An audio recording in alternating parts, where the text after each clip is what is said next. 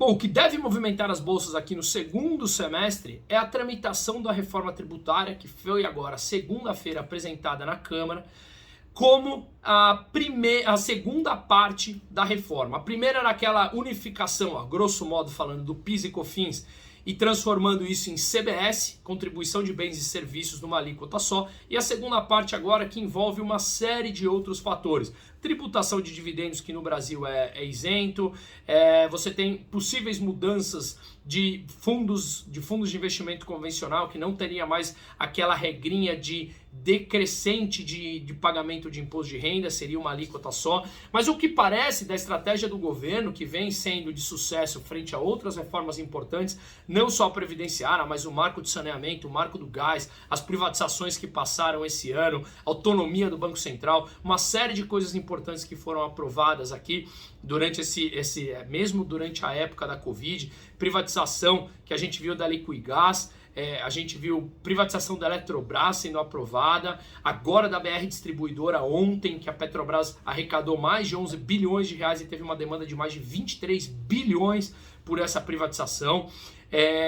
Como eu falei, autonomia do Banco Central, enfim, coisas importantes que mesmo durante a pandemia e mesmo que a gente tinha o Rodrigo Maia atuando contra qualquer coisa e qualquer aprovação, fazendo o jogo político de que aprovaria, mas estava atuando basicamente contra, isso se tornou claro durante e depois, mesmo assim, todas essas pautas foram aprovadas. Eu até anotei aqui, deixa eu ver se eu não esqueci nenhuma delas, como eu falei, a reforma da Previdência, o marco do gás, o saneamento, a autonomia do Banco Central, privatização da Liquigás, privatização da SEDAI no Rio de Janeiro, que foi muito forte, a da BR Distribuidora, da Eletrobras, leilão dos portos, aeroportos e rodovias, todas com demanda maior do que a oferta. 50 milhões de pessoas que foram incluídas no sistema bancário, auxílio a pequenas empresas que ajudou muitas empresas a não fecharem as portas. Enfim, IPOs no Brasil sendo muito forte, as commodities ajudando com o preço lá no alto. Então,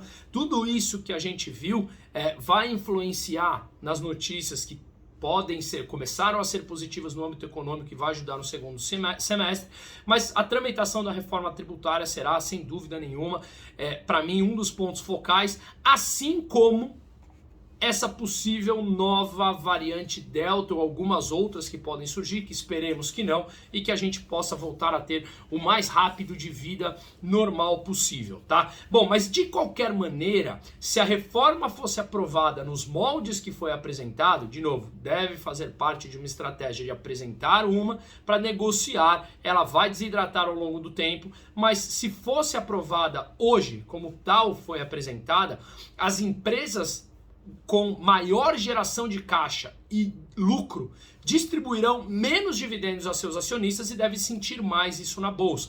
Por quê? Porque ela vai passar a ser tributada em dividendos, que hoje é isento.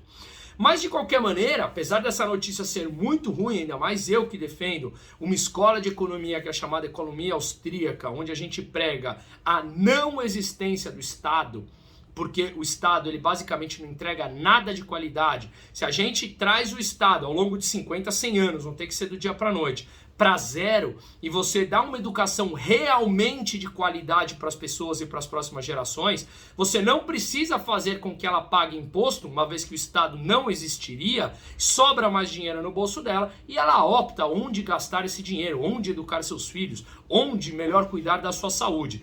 Hoje, nós somos obrigados, de forma coercitiva, a contribuir com sistemas educacionais e previdenciários e de saúde que são completamente ineficientes. O dinheiro não vai para onde se determina. A gente tem uma educação que é uma per capita, uma das mais caras do mundo. Então eu prego essa escola de economia que nós defendemos, a escola austríaca, ela prega em que o Estado ele é ineficiente por natureza, ele é formado por pessoas, ele não é um cidadão, ele não é o João ou a Maria, ele é formado por pessoas que têm interesses próprios e vão pensar sempre nos seus próprios interesses. Então, quando ele deixasse de existir, daqui a alguns anos teria que ser para educar a população de verdade, as pessoas terem autonomia para escolher o que fazer com o dinheiro que elas ganham que trabalham, e não de forma coercitiva ser obrigada a pagar por alguma coisa em que muitas vezes ela não vai usar ou que vai entregar uma qualidade completamente ineficiente. Então, mas de qualquer maneira, a gente precisa passar por uma reforma tributária urgente, porque o Brasil tem um imbróglio tributário que ninguém entende,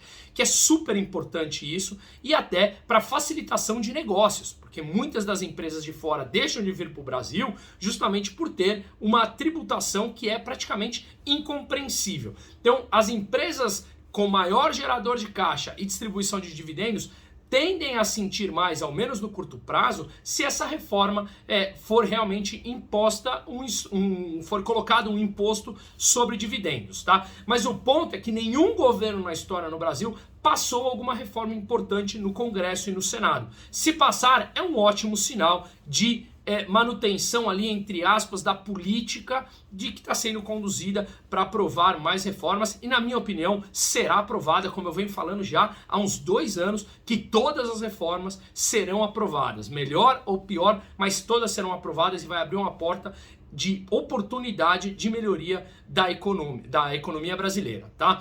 O outro ponto importante, já chegando no nosso fim aqui, é que a arrecadação maior de impostos, porque o PIB melhorou, como a gente viu agora nesse trimestre, ela faz com que a atividade econômica seja melhor, que arrecade mais fiscalmente, né? Então, com o PIB melhorando, você vê uma relação dívida-PIB também melhorando, né? Então, a relação dívida-PIB no Brasil, que estava para mais de 90%, agora a expectativa é que caia para casa dos 81%. Então, no momento em que o PIB cresce mais do que a inflação, a gente vê uma relação dívida-PIB melhorando. E é isso que acontece, que está acontecendo agora. Quando as projeções da dívida PIB do Brasil melhoraram, a gente vê fundamentos macroeconômicos melhores, que ganha espaço até no orçamento, e isso começa a atrair capital para o Brasil como um todo, tá? Então, essa inflação maior, como tem o teto de gastos que corrige pela inflação, também conseguiu espaço no orçamento para o ano que vem. Então a combinação desses fatores fez com que a dívida PIB do Brasil, como eu falei, caísse de mais de 90% para projeções de 81%, tá bom? Então eu acho que o grande cenário aqui teremos uma terceira onda de Covid que fecharia a economia? Para mim, esse é o verdadeiro risco. Porque de resto, o cenário está dado para aprovação de reformas, o Brasil deve ter um segundo semestre bastante interessante, com valorização do real, com crescimento do PIB e ainda um espaço para a Bolsa. Ainda falando no curto prazo. Depois a gente pensa mais lá na frente, porque eu acredito que o Banco Central americano não gastou 9 trilhões de dólares à toa, injetando dinheiro na economia, e ele não vai deixar que isso pare do dia para a noite. Vamos aproveitar essas oportunidades, porque isso muda bastante na nossa alocação de investimento, mas isso traz um horizonte bastante interessante para o segundo semestre. Muito obrigado pelo primeiro semestre, esteja conosco no segundo, um prazer imenso e muito obrigado pela confiança. Forte abraço, dúvidas, por favor, comente. Tá bom? Qualquer dúvida, estou à disposição, debate é importante, qualquer divergência de ideia, estou aqui justamente para ou responder ou mudar a minha ideia e olhar e falar, bom, um tem razão ou não, tá bom? Muito obrigado, forte abraço e Bruno Musa.